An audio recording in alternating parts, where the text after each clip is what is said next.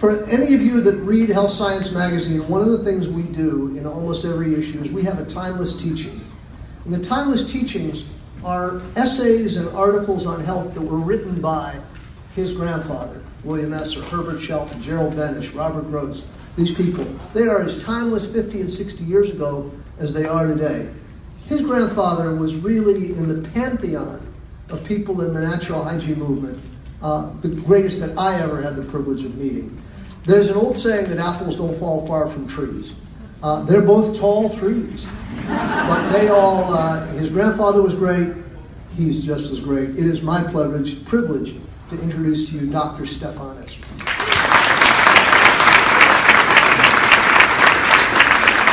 Sounds like a lot to live up to as far as I'm concerned in many different areas. And I hope that we'll have a positive time together tonight. So I just got off a flight about 20 minutes ago, coming up from Jacksonville, where I presently live. So you'll forgive me if it takes a little bit to get warmed up and get going with our conversation. You know, it's been an interesting time for me, 40-some years worth of life.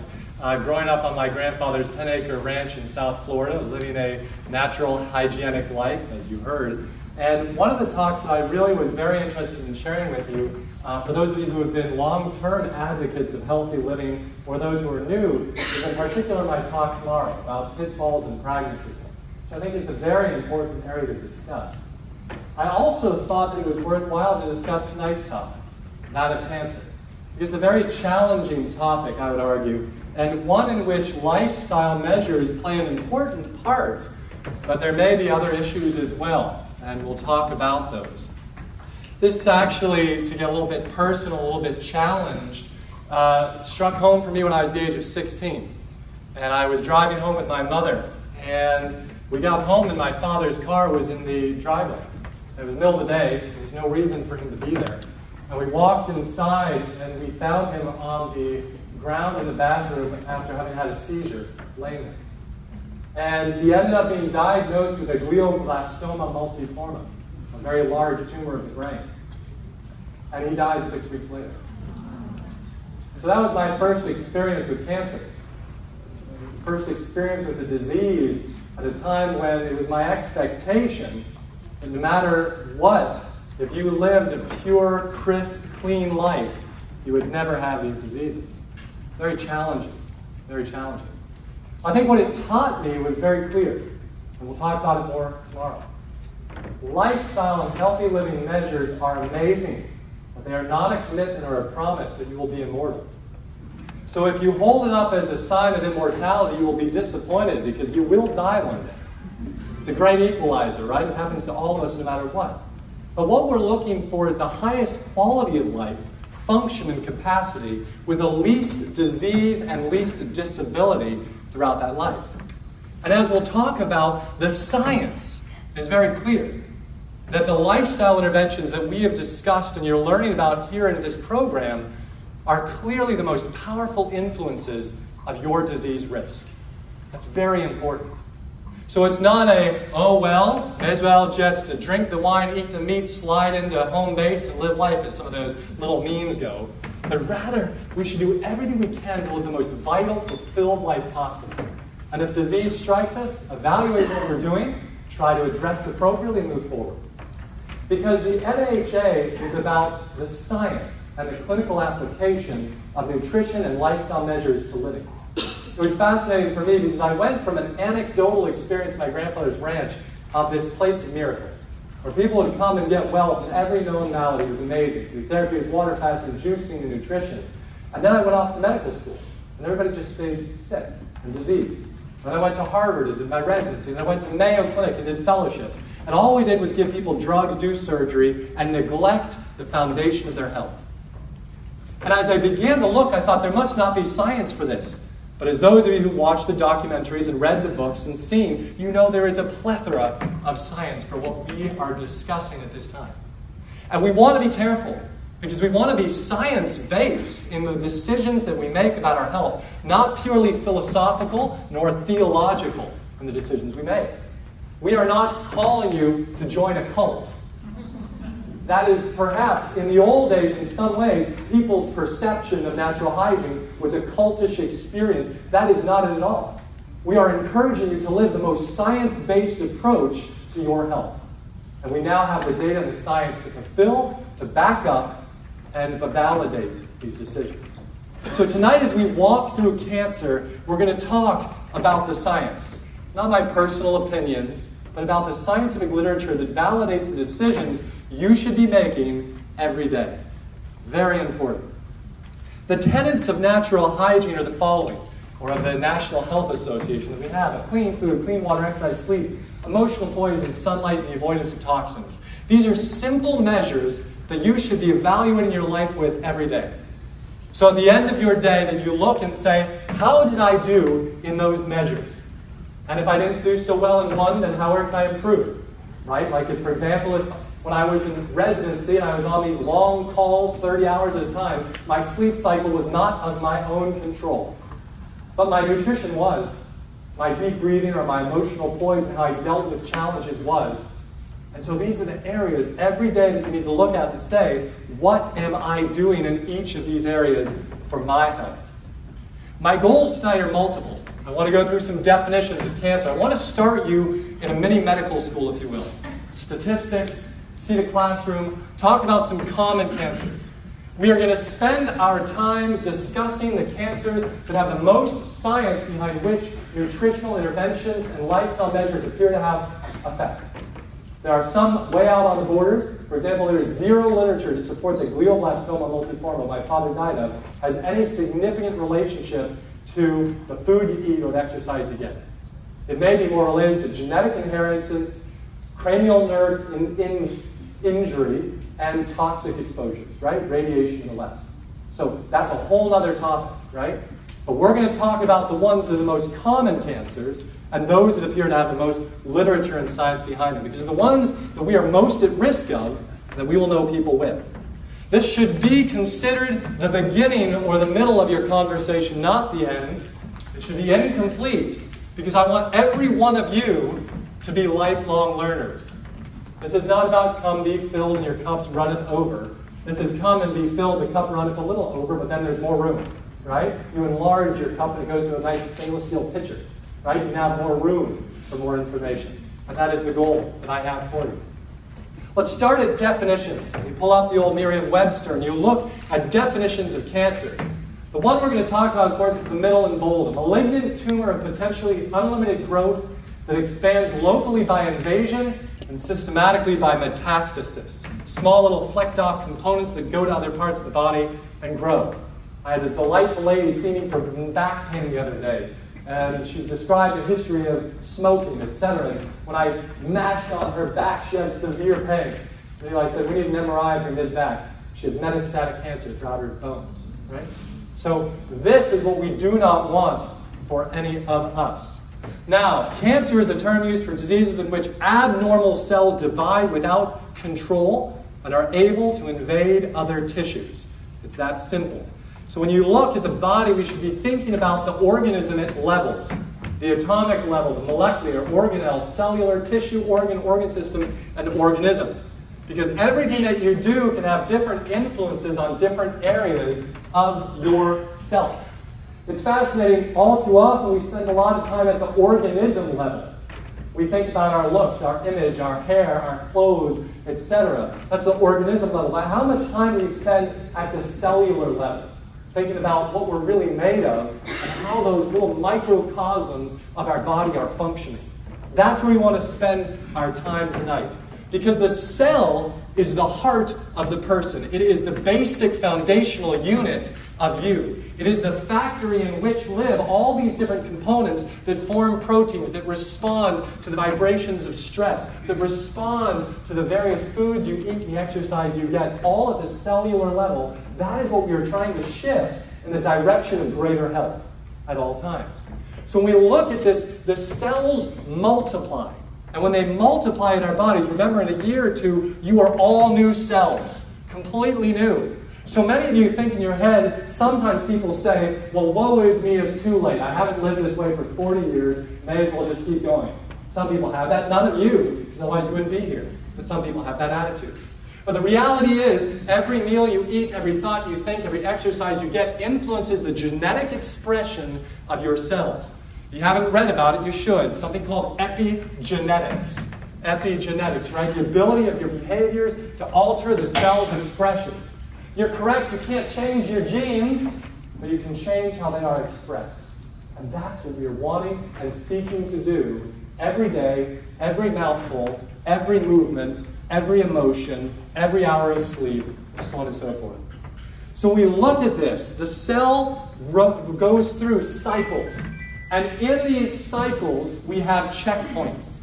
These checkpoints are moments within the life of the cell in which it evaluates itself and says, am I okay? Am I healthy? And if the cell identifies it is not healthy, it is injured, it is dysfunctional, it is a genetic anomaly, it induces something called cell suicide or apoptosis. And so the cell looks at itself and evaluates, am I doing what I should be doing? And if not, off it goes. So if you look, here's an example of this. We can see a normal cell division. Then we get some cell damage, you can see up at the top. And the cell should go to cell suicide or apoptosis.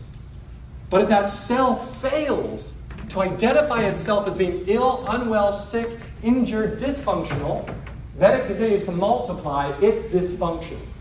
To use that as a macrocosm level, if you're all negative and unpleasant to be around and you hang out with other people, you start bringing them down too, right? At that macrocosm level. But so what's fascinating, what we're going to talk about, is can we get the body to wake up its immune system better, to identify more capably these cells that are dysfunctional? Because as you age, your immune system classically begins to become senescent. Senile, right? Dysfunctional, less capable, slower in its response. Some of that is inherent to the age of the individual and will occur. As we said, death comes for us all. But some of it is lost prematurely and inappropriately due to the behaviors we make. So the person who repetitively is up late at night, never getting their sleep, and that period of restoration, that's an issue. The person who fails to eat the micronutrient-rich foods that feed the cells and upregulate immune system, that becomes an issue. So we want to think about how can we get our bodies to work in the top segment all the time, throughout all phases of our life, so that our body identifies dysfunction appropriately. There are two cancer operatives we should talk about. One of them is initiation. This is the turning on of cancer, the stimulation of the cell to grow inappropriately or to have an injury. So, for example, there are various injurious things to cells.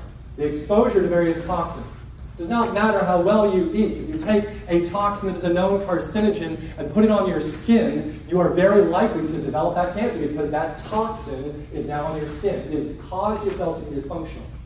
Healthy living may help your body identify the cancer earlier and kill off some of the cells or keep it from spreading, but it does not take away the injury of the cell.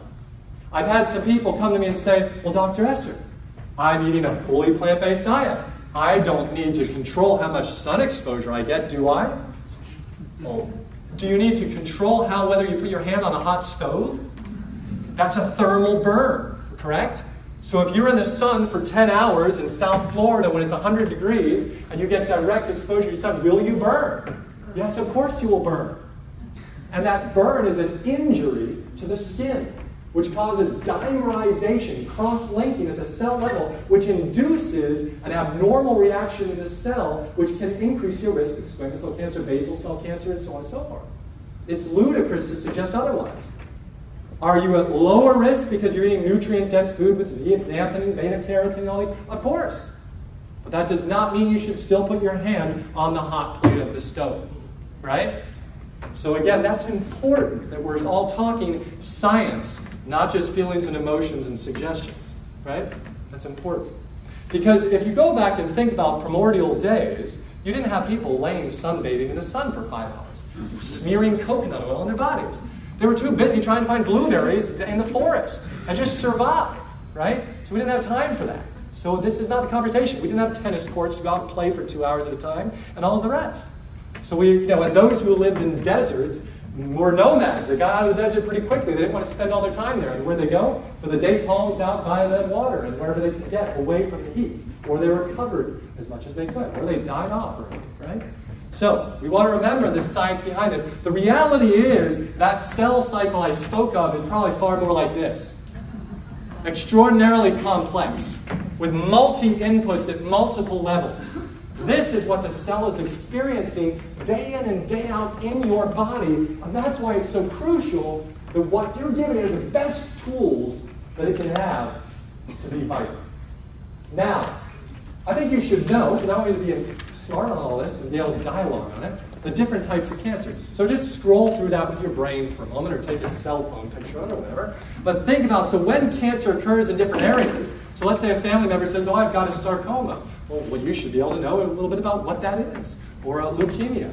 And you can see that depending upon which tissue in the body is abnormal, we have different names for it. That's at the heart of the matter here that I'm trying to share with you. When we think about other terminology, staging, if a family member says to you, I'm being staged, what does that mean? It means they're being evaluated for the extent of their cancer.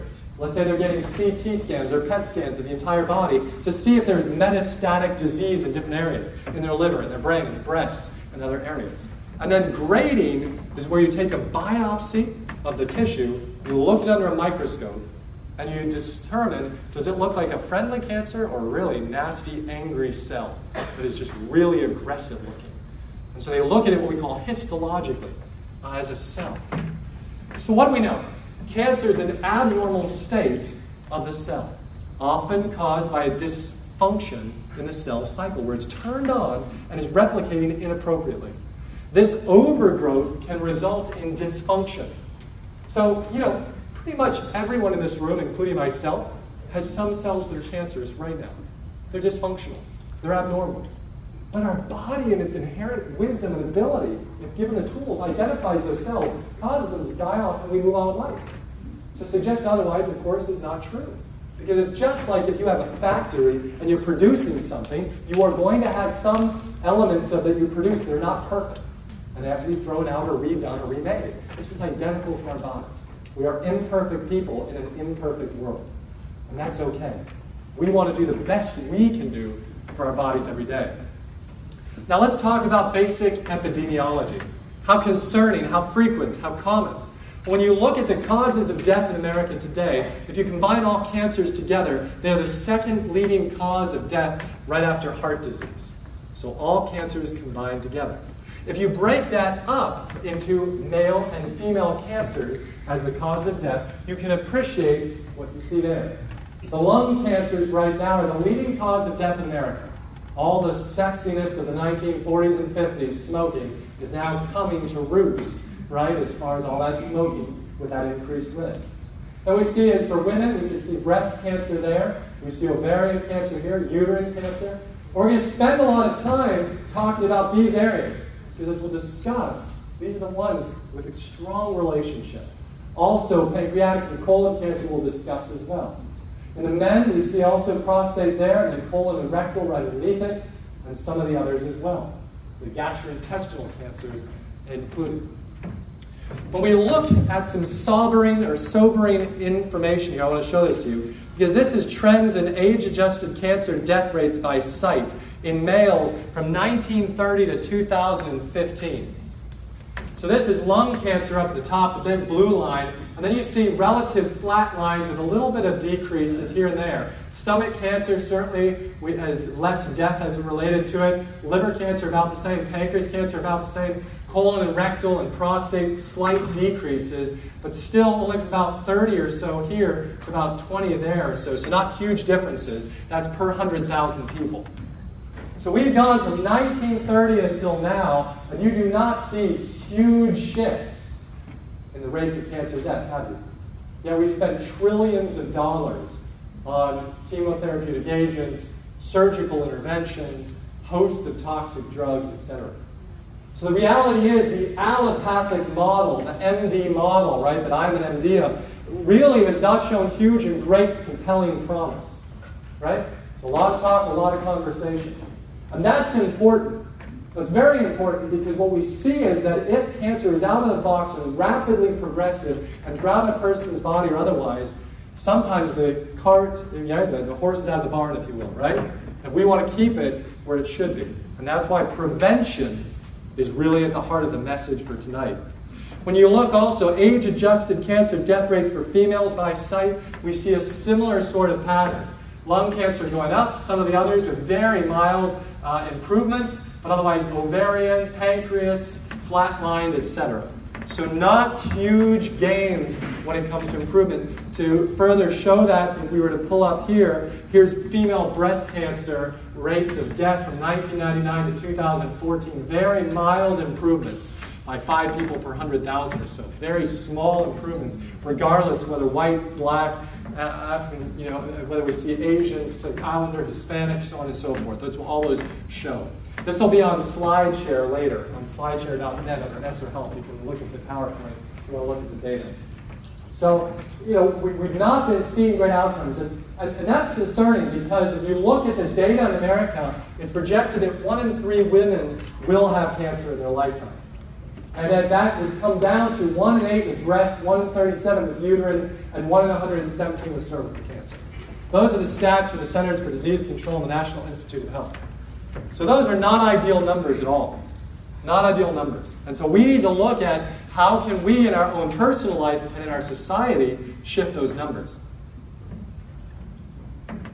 Likewise, when we look at gentlemen, 1 in 6 will have prostate cancer in his lifetime. So this is concerning.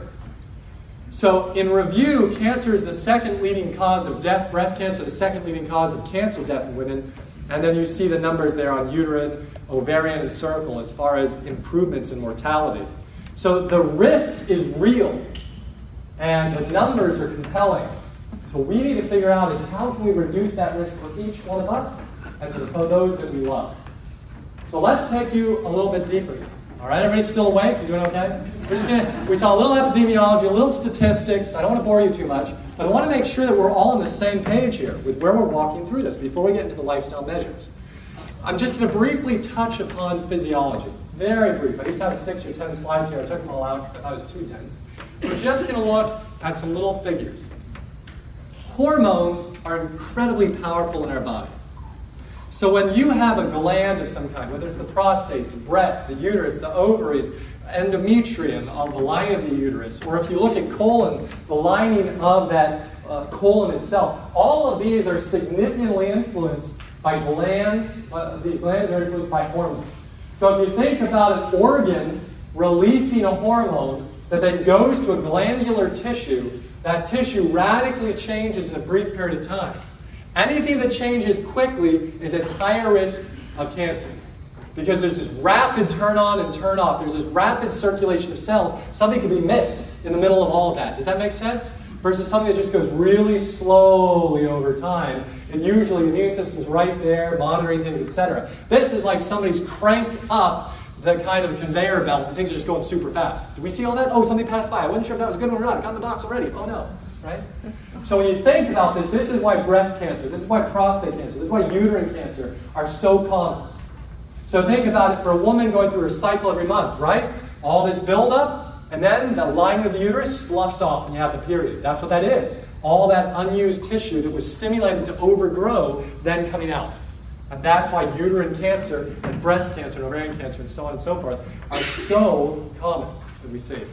So, but what is also interesting is it appears, based on the science, that those very same cancers are some of the most amenable, most responsive to lifestyle interventions, which is really exciting because we're saying the most common cancers that are most likely to get you are the ones that appear to be most responsive to lifestyle measures, right? If you get one of those weird, rare things, right, that my father did, this can happen to you, right? But that's not the majority of people the majority of the time. And that's what we want to really focus our attention in on. And what I'm making reference right now to is the literature. This is very important to me. I didn't go off to all these institutions, right, to come to you and not share what I believe is science-based information. So that's the goal that I have for you. So we want to talk about science. Yes, there's laboratory data to suggest a few things, and there are clinical stories and anecdotes, etc. But we want to talk about the science today, not just about the anecdotes. So in review, cancer is more common in hormonally responsive tissues, and as we've talked about, this is a complex, multifactorial thing. So let's transition a little bit. Because at the heart of your whole time here with the NHA is one question, really. At least that's what it should be, which is, what can I do? That's at the heart of this. How can I thrive? How can I be as healthy as I can? When we look at cancer, the most foundational risk factors are either modifiable or non-modifiable. So if you, let's say you age, we already said that as you age, the cells become less efficient, which increases your risk of cancer. Gender, certain diseases and cancers, race, family history, past medical history, previous exposures. So for example, if you are a woman who in the 1960s, 70s, 80s, 90s took oral contraceptives, you have increased your risk of breast, uterine, and ovarian, or breast uterine cancer, right? So the same if you took hormone replacement, you've increased that risk. We know that. Well, that's behind you. Hopefully you're no longer doing that, right? So now let's move on with other things. Modifiable, of course, are the ones we're about to talk about. So let's go back to the tenets of natural hygiene, quote unquote. Clean food, clean water, exercise, sleep, emotional poise, and sunlight. We're going to look at each of these in the science of it. And the lifestyle measures, not only the foods to eat, the foods to avoid, the exercise you get, the toxic exposures, etc. I'm going to start with the area where there is the least data, the least science, but it makes sense, so we should do it. And that would be, so let's do it real quick here for you. I have decided in my life as a person, for my own personal health, as well as a scientist, that I have what I call a sliding scale of evidence. What does that mean? That means that if something has great toxicity or great cost, I need a lot of evidence that I should do this. But if something has minimal risk, minimal cost, and seems to make sense, I'm all for it. So for example, if you tell me my biceps will grow a little bigger if I eat 3 pieces of red leaf lettuce and spin around 3 times, I might do that in the privacy of my own home so you'll make fun of me. But if you tell me you can take this drug, it may cause you to get lymphoma, but it'll make your muscles to be bigger, I have to go, is that really worth the risk? And is there good data to support the evidence? So we should be using that when we discuss things with people. How many of you go to scholar.google.com or pubmed.com? You should.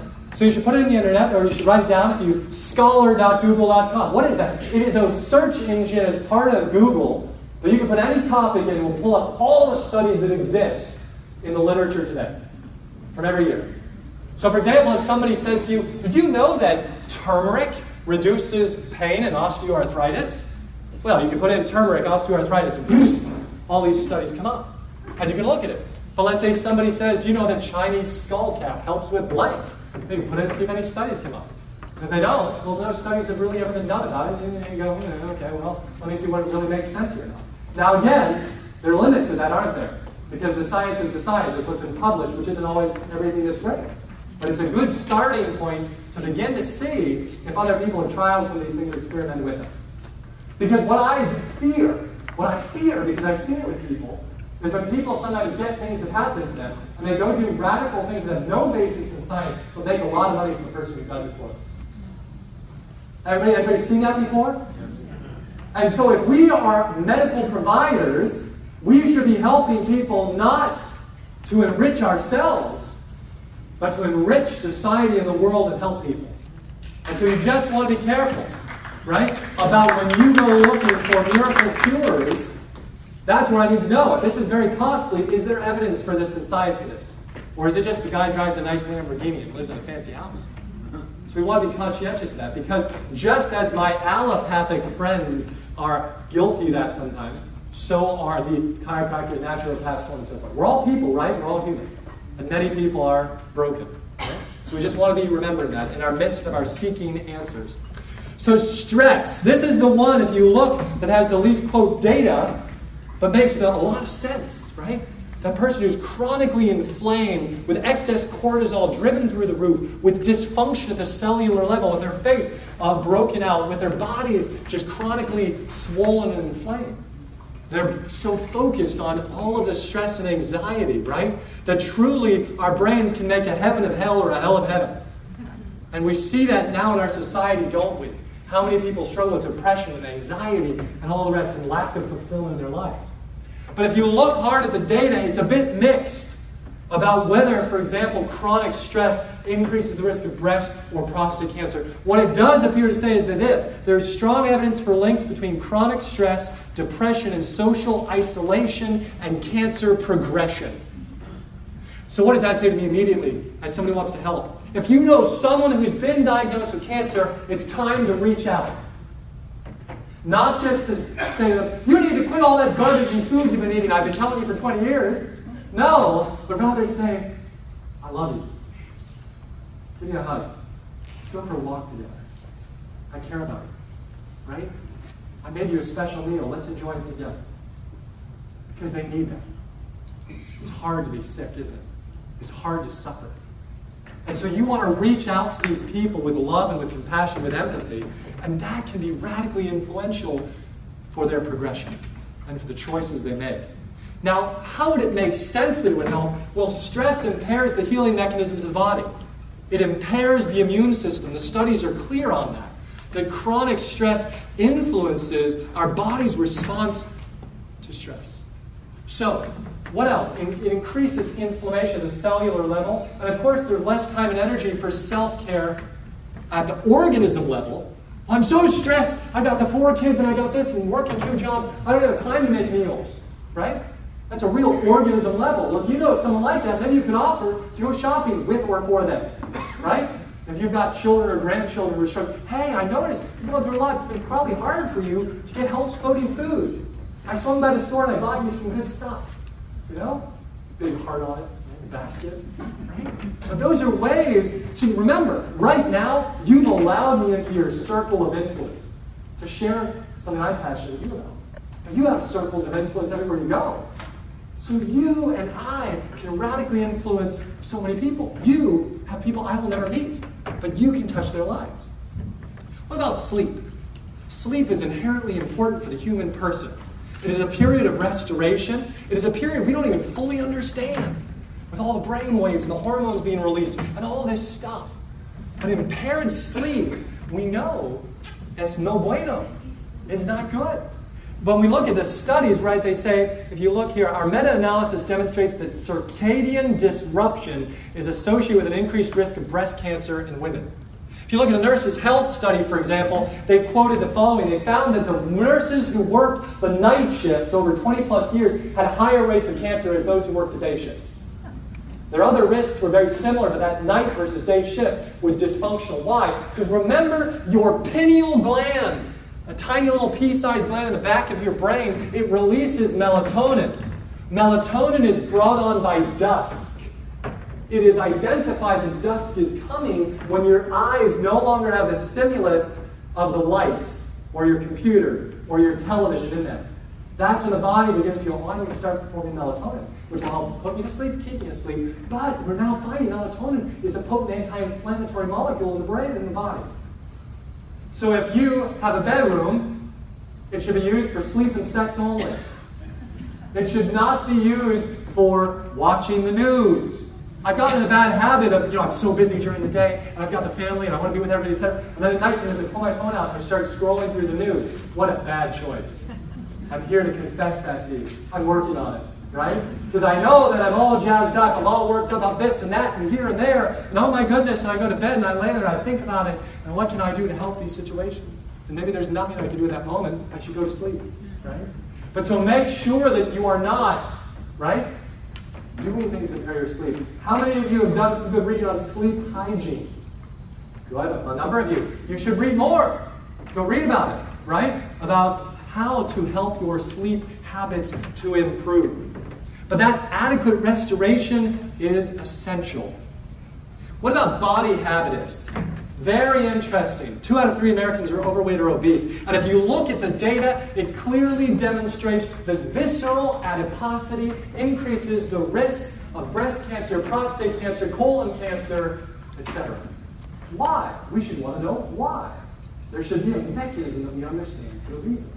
Well, it appears several-fold. In women, there is an enzyme called aromatase. And aromatase converts testosterone, right, into estrogen.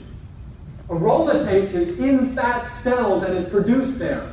So if you have an increased amount of belly fat, a woman is having a factory of aromatase. So that aromatase is causing increased production of estrogen, and the more estrogen you have over time, it is whipping the breasts, whipping the uterus, whipping the ovary to be more active. And so as a result, it increases cellular multiplication of the breast or uterine tissue. It increases the risk. So if you are overweight or obese, you need to take it seriously. You need to do a good nutritional program. And if that's insufficient, a good therapeutic juice program or a supervised fast, right? And get rid of the visceral fats. It is a hormone factory that is just pumping this out.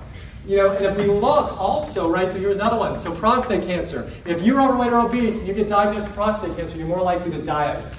You're more likely to die of prostate cancer if you are overweight or obese. So this is important. Why? Because this belly fat, this gentleman, is pumping out molecules called cytokines. I love that term. They also call them adipokines.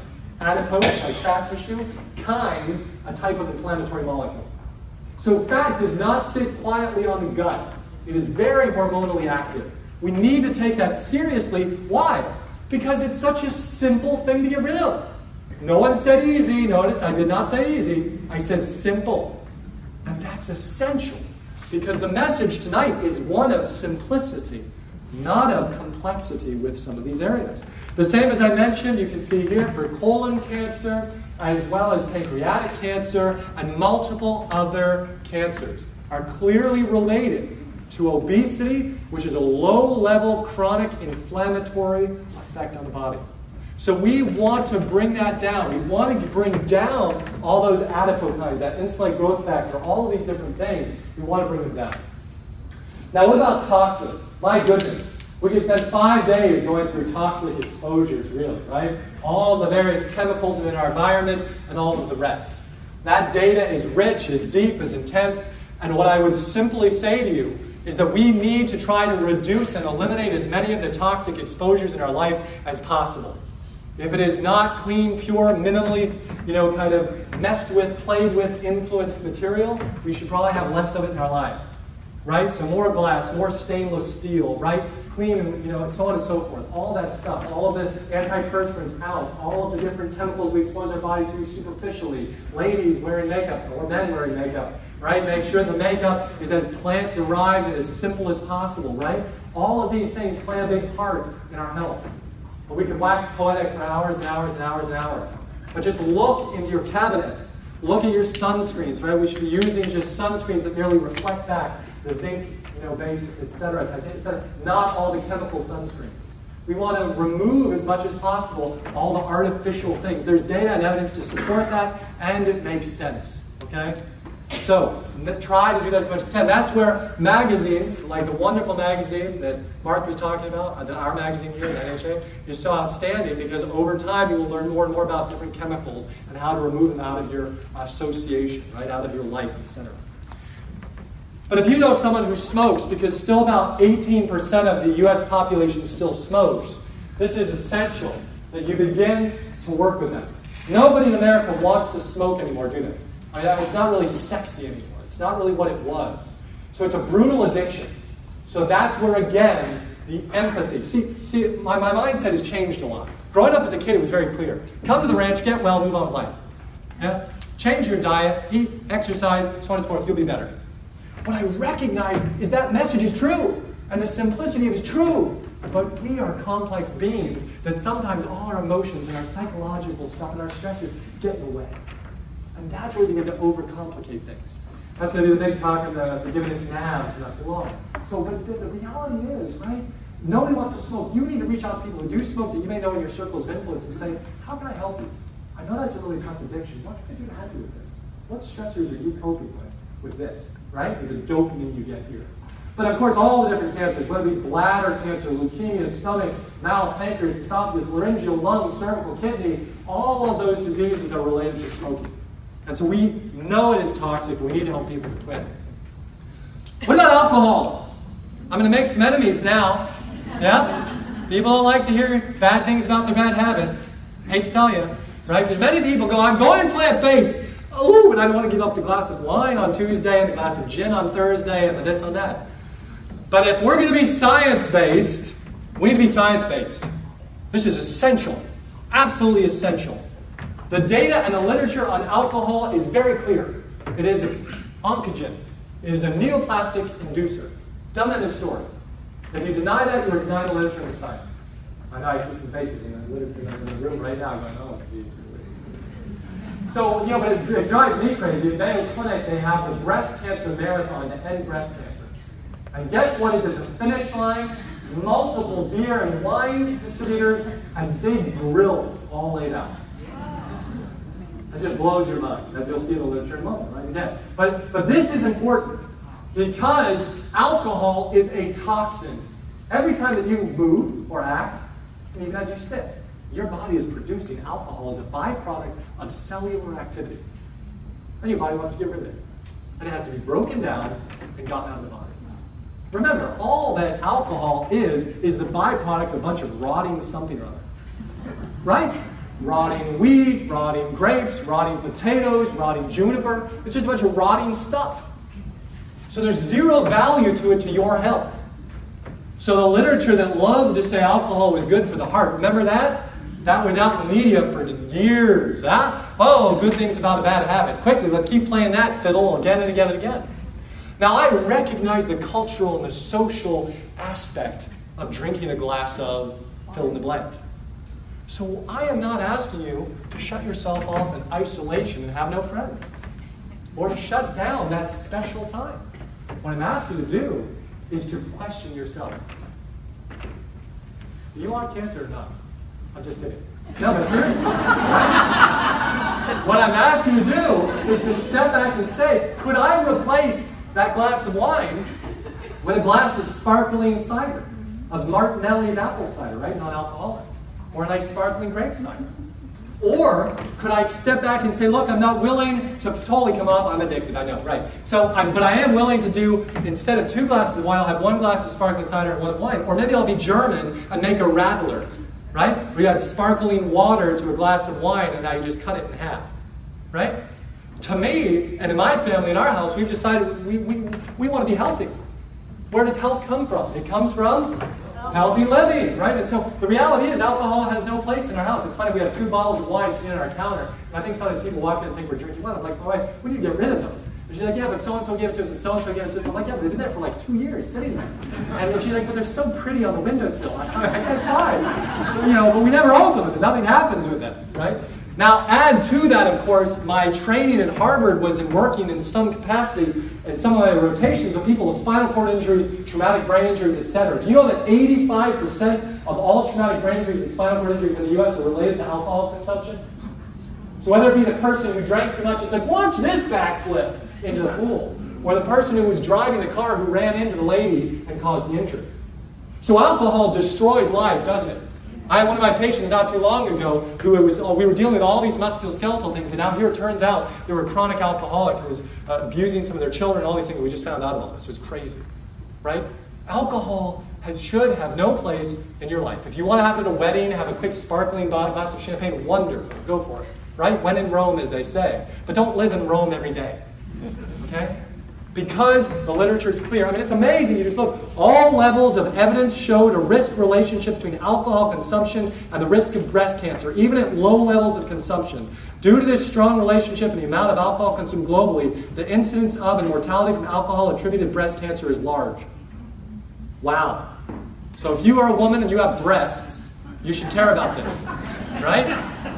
Very important. So if you look at the CDC, I mean, it's crazy. Look at this right here. Here's their nice flyer off the CDC. Drinking any kind of alcohol contributes to cancers of the mouth, throat, larynx, esophagus, colon, rectum, liver, breast. Right there. This is compelling data that exists out there. This is not about giving up something that you're severely addicted to. Oh, maybe it is. So hopefully this is not an issue for any of you. But you want to make sure, if you're serious about reducing your risk of cancer, this is not part of your life on a weekly, daily basis, etc. Medications. Again, we could go on for days about potentially the side effects of many of the medications that may increase the risk of neoplasms. We're not going to because there's so many of them. And the whole goal of the NHA is to get you off most of those medicines, right? That's the beauty. It's amazing. If you're ever on my Instagram account or my Facebook account, you'll see stories of these patients, right? Who are coming to see me, who, an hour off this blood pressure med, off this diabetes med, off of this, off of that, moving on down the road. And that's what we want. We want to get all those toxins out of the body so your body is just feeling good and super healthy. Now, again, that's also where it's important. So if you know a young female who is choosing to contracept and is using hormonally based contraceptives, you need to have a real conversation about this. It is very clear in the literature. It increases the risk of breast cancer and uterine cancer. It's done in a story. And those are the most common hormonal cancers for a woman to get. So if you choose to contracept, well then use other forms of contraceptive. That's the decision you're making, right? Or use an approach like the Creighton model method, or the symptothermal method, or more natural approaches to understanding the female body and making conscious decisions about when to be sexually active. But we cannot ignore what the literature says, right? And that's where I think we as are doing a huge disservice in our nation. We've had the sexual revolution, that's all fine, but now we need to say, well, the drugs that you're using to inhibit the natural effects of sexual contact are increasing your risk of dying. That's a problem. The other thing we never tell people about, again, at Harvard, it was interesting. We were a big, center that took in people from all over the states up there. But no year went by where we didn't have at least 20 or 30 women with strokes as a result of their oral contraceptives. So what do oral contraceptives do? They increase the likelihood of your blood being thicker. When your blood is thicker, if you get a little dehydrated, you stroke out. And strokes are forever, right? It was a significant stroke. And so we see all these young girls, 18, 25, went out for a run on a hot day, got dehydrated, came in like this. Never the same again in their lives. So again, we need to be real about the side effects of these medications. This is very important. Let's move on to nutrition, all right? A big gun in the room. And let's start out simply here. Red and processed meat is clearly and directly a carcinogen when it comes to the risk, in particular, of colorectal cancer. The 22 scientists from 10 countries reviewing 800 studies concluded that processed meat is on par with asbestos and nicotine as a stage 1 or type 1 carcinogen. It's amazing how this came out and ballpark hot dogs lost not a dime. Right? There wasn't a big sudden crash in the stock market of all the processed meat makers. No, in fact, this came out, they quickly went on CNN and Fox and others. One quick story. Causes cancer. And moving on. Right? And it disappeared. Unlike red wine is good for the heart. Hey, let's all drink some more. Right? So amazing.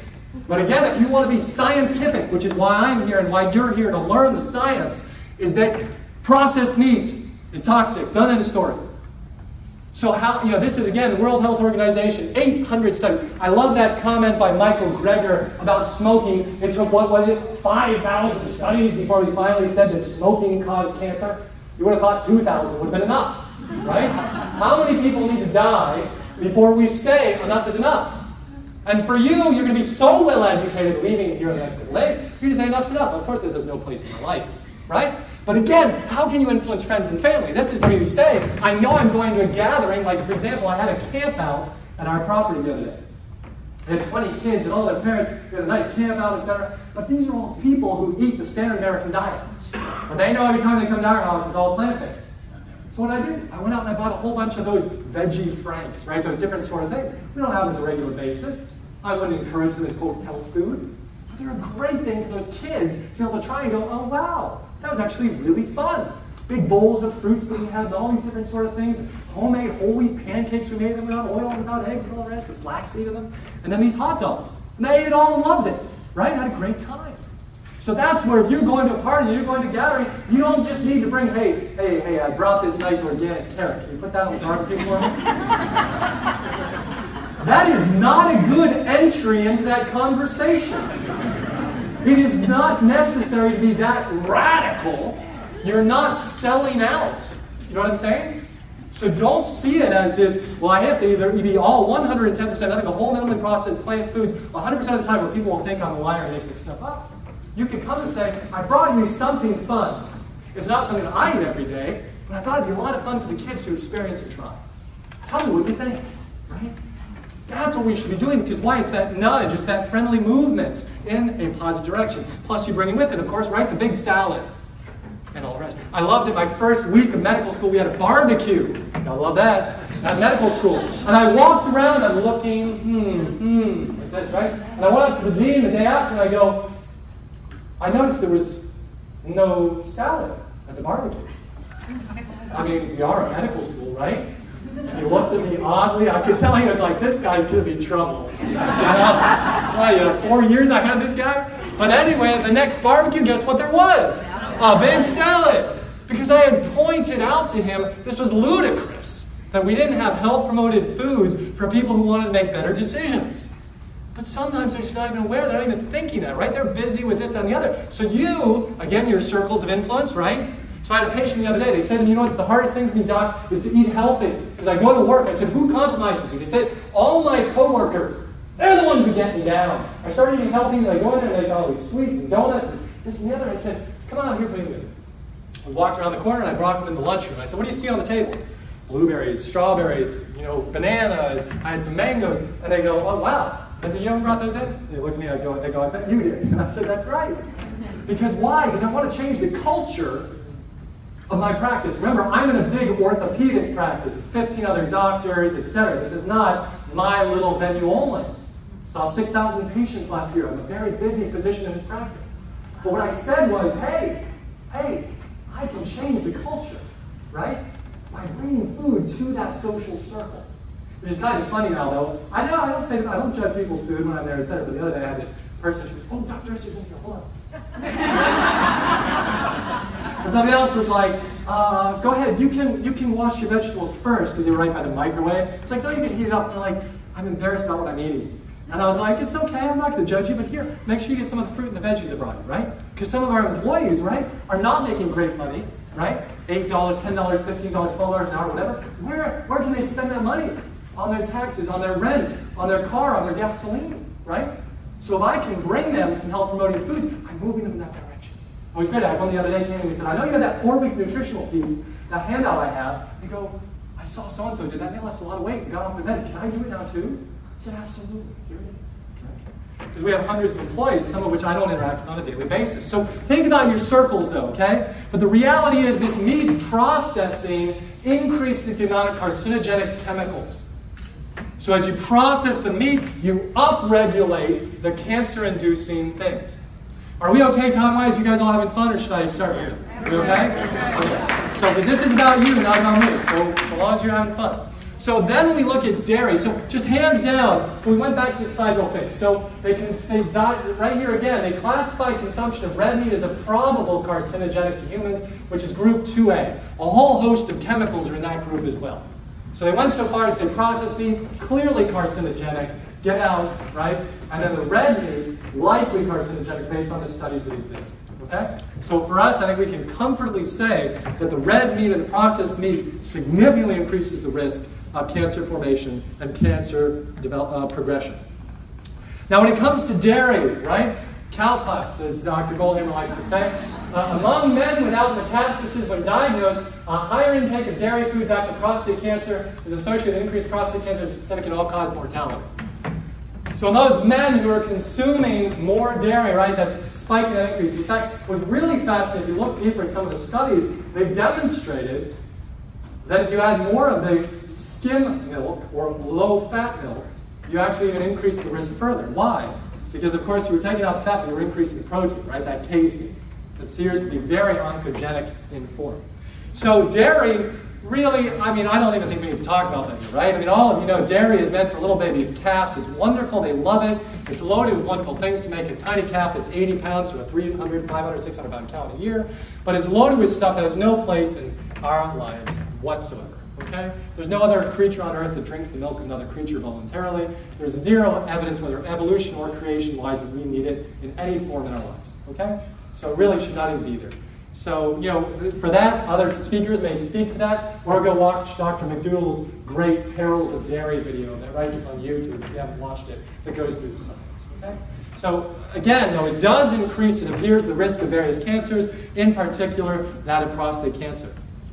Now, on the flip side of that, the beauty is that the more fruits and vegetables that you consume, we decrease our overall risk. So if you look at the literature that exists, It shows that whether a vegan or vegetarian diet, statistically significant protection for overall cancer incidence in both genders combined and for female-specific cancers, right? So the more plants that you're eating, the lower your risk of the more common cancers that we spoke of. The breast, prostate, uterine, colon, so on and so forth. For multiple reasons we'll discuss briefly. So if you know someone who's not ready to put down the dead animal yet, at least encourage the increase in the fruits, vegetables, and the rest, right? So I say to people, imagine in front of you is a fire, and in one hand you've got your processed foods, all of your meat, your dairy, you're smoking all this stuff, and your alcohol, and you're pouring it on. That's gasoline on the fire. If you're not ready to put the gas can down, at least bring a fire hose on this other hand, right? And for some people, that's a negotiation. They're willing to go that route, right? So they're willing to start the green smoothies in the morning. They're willing to add a big side salad. They're willing to bring the blueberries to the table every day as their snack foods, etc. But they're not willing to join the cult. Oh, sorry. That, really ignore that. You did not hear that word. But they're not willing to make the big change that would be the most health promoting for them. Well, bring them in slowly, and that's fine. But for you guys are too smart and too motivated to have that other stuff in your house. So I'd encourage you, everybody close your eyes for a quick second. Don't worry, I won't take your wallet. So close your eyes for a minute.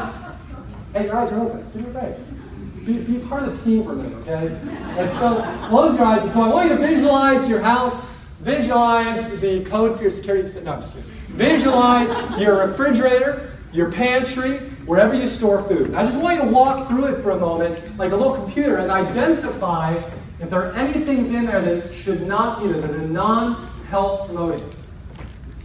When you get home, I want you to take anything that doesn't belong there out and donate it or throw it away. Okay, you can wake back up out of your slumber. You've all been in that. Right? But really you should be thinking about that in your head. As you're here this week, you should be saying, where are my opportunities for change and improvement in my overall program? Dean Ornish did a great study on prostate cancer. If you haven't seen it, you should look at it, Journal of Urology, 2005. He took guys with mild to moderate biopsy-proven prostate cancer, and he put them on a bunch of plants and followed them. And it was fascinating. This is one of the best studies on cancer to date. Because what they did is they followed them. So not only did the markers of disease, the prostate-specific antigen, go down in the group who ate fruits and veggies, but when they took prostate cancer cells and poured the blood of the men who were on the Ornish program onto it, their blood inhibited cancer growth by 70%. As compared to the control group, which only inhibited by 9%. That's amazing. So we need more studies like that for breast cancer, right? For all the other cancers we spoke of, but they don't exist yet. This is an outstanding study. And it's a beautiful one that should radically influence every man who is ever diagnosed with prostate cancer. But for those of us who don't have prostate cancer, we should say, wow, I want to do this now, so that my body's constantly fighting anything that goes awry in my prostate, right? So this is essential because when you looked at his study going on over time, he followed people, he looked at the genetic level and found that the genes were altering their expression. Those that were all about inflammation and cancer were being downregulated. Those that were all about healing and immune system were being upregulated over a 6-month to 1-year window as they were doing the protocol. That's cool.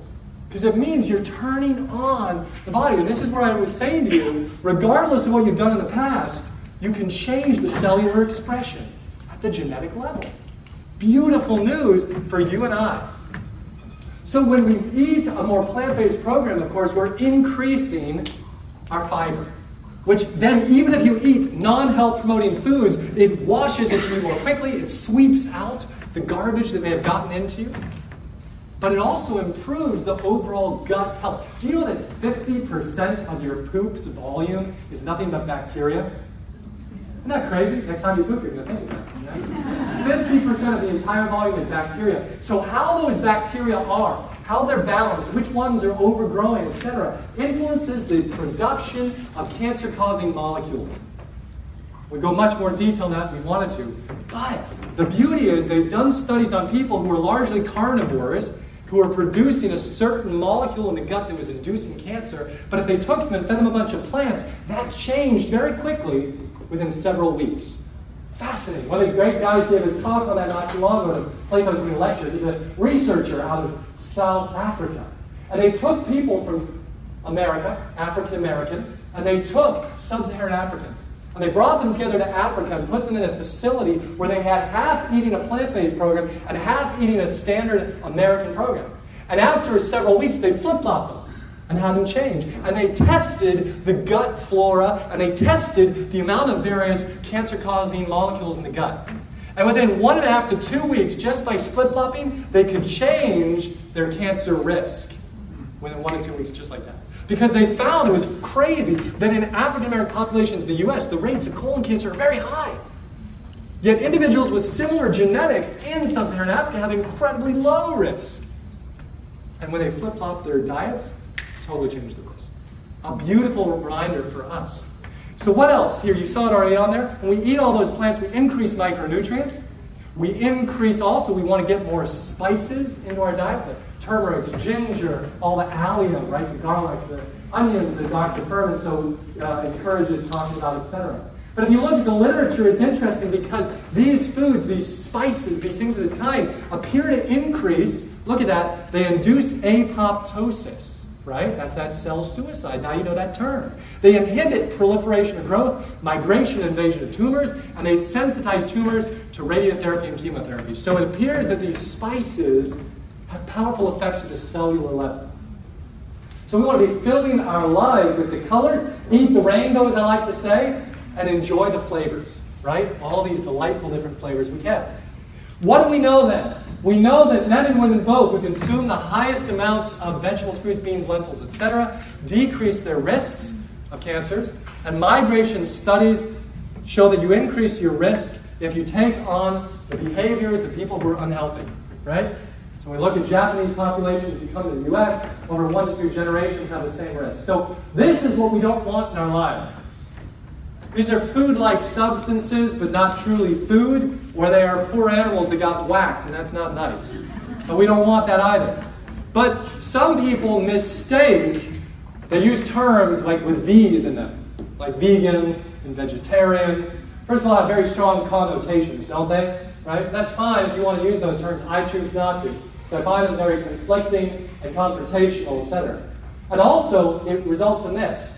So let's say I'm somewhere unique, and the only thing on the menu that I can have for the next 2 days is something that's not health promoting. Well, if I eat that, am I now a liar? Am I a heretic? Am I a failure? Versus if I say I eat a plant-based approach to healthy living, you can have whatever you want, for survival. It's interesting, one of the talks I give is on emotion. I always go through kind of why we eat.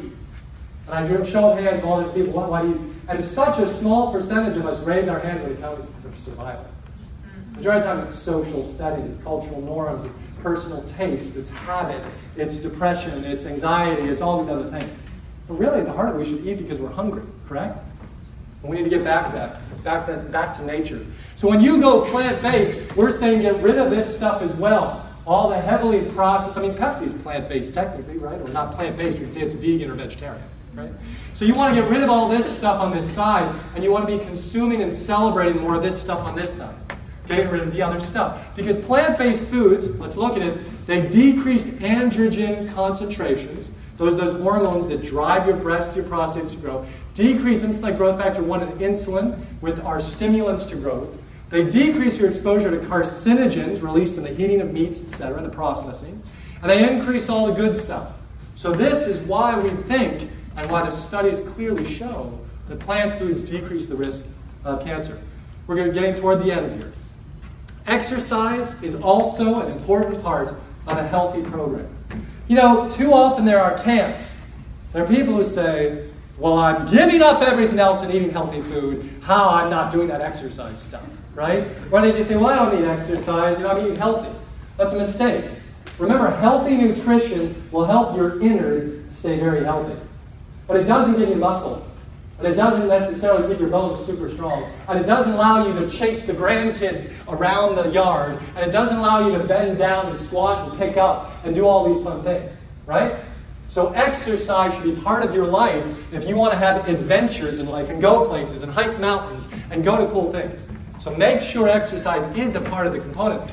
So When we look at exercise, the studies say reduces systemic inflammation, improves blood flow to tissues, improves mitochondrial function, enhances immune function. And so as a result, these studies say the evidence suggests that 1/3 of the more than 500,000 cancer deaths that occur in the U.S. each year can be attributed to diet and physical activity habits, right? So our exercise that we get is also cancer preventive. And the studies on it, you saw back here, breast cancer, colon cancer, etc., are strong and robust.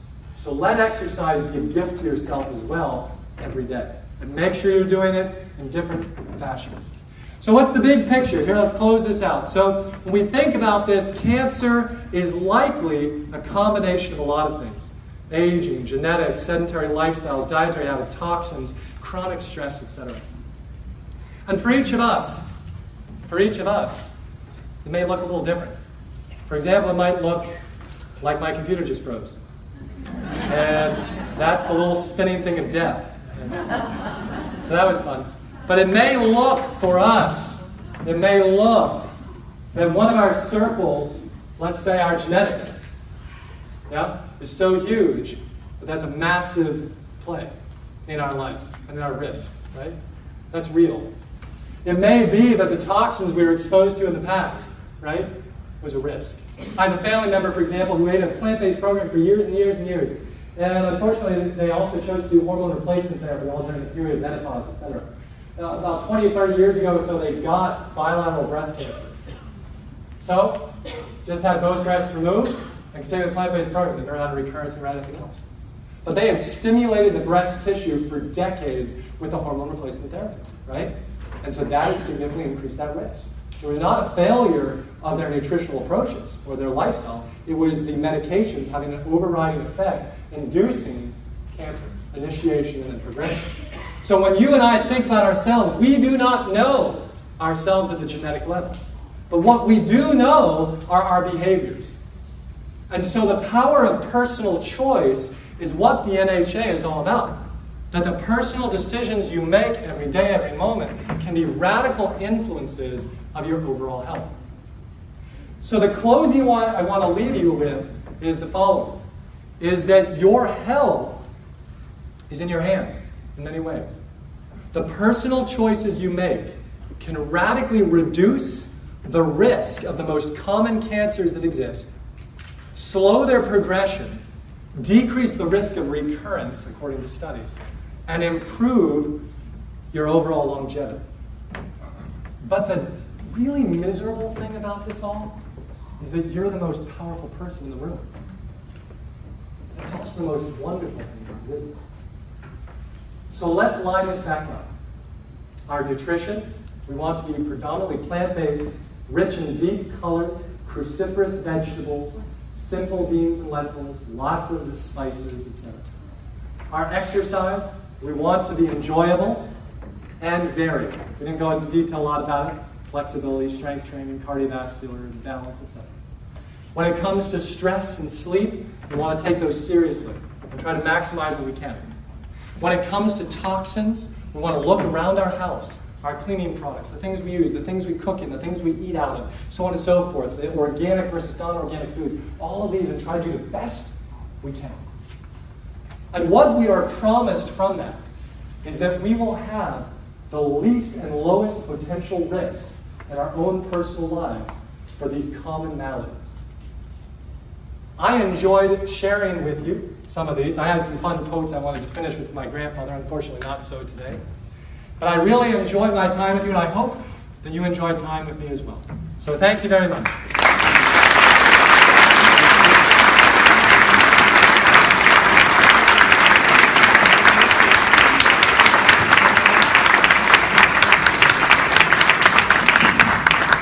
Aren't we lucky he's one of us? How about that? And the best news is, you get to hear him again tomorrow. 11:15. For better or worse. For better or worse. John? Yeah, Mark, could you state your SlideShare URL again, please? Yeah, if you just go to slideshare.net and put in Esser Health, you will see there are about 60 PowerPoints on there now that you can enjoy in your leisure time. And then I'll put this one up later.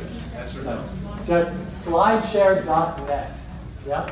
and then Esser Health, which is also my handle on Facebook and Instagram, where we're just always putting little things to encourage and motivate as much as we can. Yeah? Could you speak on the effects of H. pylori or HPV viruses or bacteria? Yeah, she asked about could I speak to the influence of bacterial and viral things to induce cancer as well. So H. pylori in the gastrointestinal system, and then you also had mentioned wart virus or HPV when it comes to cervical cancer. So remember that slide that I had up that had all this busy stuff everywhere? We talked about the cell as a simple thing with these segments, these little points where we evaluate itself. And I said the reality is it's far more complex, like that, isn't it? So all of the things that we are influenced or touched by or stimulated by have the potential to either bring down our cancer risk or increase our cancer risk. And so the same with things like H. pylori or things like human papillomavirus, right? That they, in combination with other factors, have the potential to initiate and to facilitate progression of various cancers. And they're probably some that we don't fully know or understand yet. And so what we want to do in the midst of the evolution of that science is do the best things that we can, right? Because remember, if you really look at the H. pylori studies, there are a host of people, a large percentage, who have H. pylori and they're on them, but have no disease, ever. So it is likely that it is not a simple, oh, here you have this bacteria, and thus you are going to get cancer. But rather, much like much of the disease model that NHA has always proposed, was that if you have a diseased body that is already at risk, and then you bring the viral particle to the table, you're more likely to express ill health in that fashion. So for example, measles, mumps, chickenpox, etc., if you have a healthy immune system, right, you rarely ever will get those diseases. This is why if you think about people who get shingles, who are they? People who have immune suppression, either through old age and a poor immune system, poor diet, etc., or people receiving steroids who suppress the immune system, or who are under treatment for multiple diseases. No one else gets shingles. You have to be immune compromised. So if you've been up late at night, busy doing a million things, eating poorly, etc., your immune system is suppressed, so this viral particle has the ability to spawn an immune response, and boom, you get the, quote, disease. So we as kids, it was fascinating for us growing up, we never had any childhood illnesses like that. Because as soon as we began a little sniffle, a little fever, just not feeling well, fasted for 2 days. You were fasted, upregulating the immune system, increasing neutrophil burst or white blood cell burst activity, and you never went to the full disease process. Because those was a prodrome. So the data on cervical cancer, for example, is compelling on all of the deep, colorful fruits, vegetables, and cruciferous vegetables on suppressing and inhibiting the progression of cervical cancer from an atypical cell, an abnormal cell, to actual cancer. So that is where we want to focus our attention and time. My concern is sometimes with the bacterial and viral model, the medical community will say it's an all or none, right? So as a result, this is where we're seeing the call to vaccinate kids for HPV when they're 5 and 10 or 11 or 12 or 13 years old. Well, what are the side effects of that vaccine over time? We don't know. That's one of the limitations of vaccine data, right? Because it's all phase 4 follow-up data. I don't know how many of you know this. It's always interesting to me. Is that okay? It's always fascinating to me. So imagine you get given a drug or a vaccine or whatever, right? Let's say you go home and you start having what you think is a side effect. And you call your doctor, if you can reach him. And you call the doctor, you get through finally to somebody, and you go, my name is so-and-so, I was just diagnosed, I was given this drug, or I was given this vaccine, and I'm having this side effect. That person on the phone has to decide if they believe that this is really a side effect of the drug or not, right? That's number one. Once they believe that it's a side effect of the drug or the vaccine, etc., they have to then document it. And then they have to call a phone number and put in an email in order for that information to go into the government system that then says we've had so many complaints about this drug or about this vaccine. So go ahead, ask me if I know the phone number or the email that I'm supposed to send to the state government about the drug. I have no idea. Right? I have no idea. And I'm seeing all these patients. Do I have time to do that if somebody were to call me? Does the pediatrician have time to do that? Do they even believe that the side? No, of course not. So we in medical school never learn the hotline or the numbers or who to call if we think there's a problem. What do? We go, well, if the drug's causing you hives, I'd recommend you stop it. And I'll see you next week, right? We see you next week, the hives are gone, we don't do anything about it. So as a result, that data is never put into a big system to say this many people are having these side effects from this drug now that it's been opened onto a market of millions of people. And remember, most drugs are given to people in a one-to-one, meaning the drug and the person, not a person who gets 5 drugs all at once. And what are all the side effects of all those drugs together? We have no idea. So again, that is why, yes, drugs have their place, vaccines have their place, surgeries might have their place, but in large part, we don't want that in our lives if possible. Any of it, right? Because we want to have a healthy, vital life that doesn't require what are truly, as my grandfather would say, toxins, physiologic toxins and poisons at the cell level. That's what they're doing. They're just poisoning a receptor site or an enzyme, etc. So it's fascinating, though, because as a before I was a physician, I didn't understand that. Right? I assumed, oh, this data would get in there and all the rest. So I see people all the time who got their flu shot, who come out with severe shoulder pain and neck pain and all these other problems. Do I put that into the chart somewhere? And yes, but do I call it a state government? No, of course not, because I don't even know who to call. And most people would say, oh, well, please, that's not a real side effect. Yeah? So it's a fascinating world in which we live, and that's why we want to be very careful about what we're taking and being given and all that. All right, well, we got to cut it here. Yoga is at 8:30 upstairs for those that want to do yoga. But for those that do not, I have a hunch you might be able to still catch Dr. Esser hanging around. Thank you very much. And 9:30, one last thing.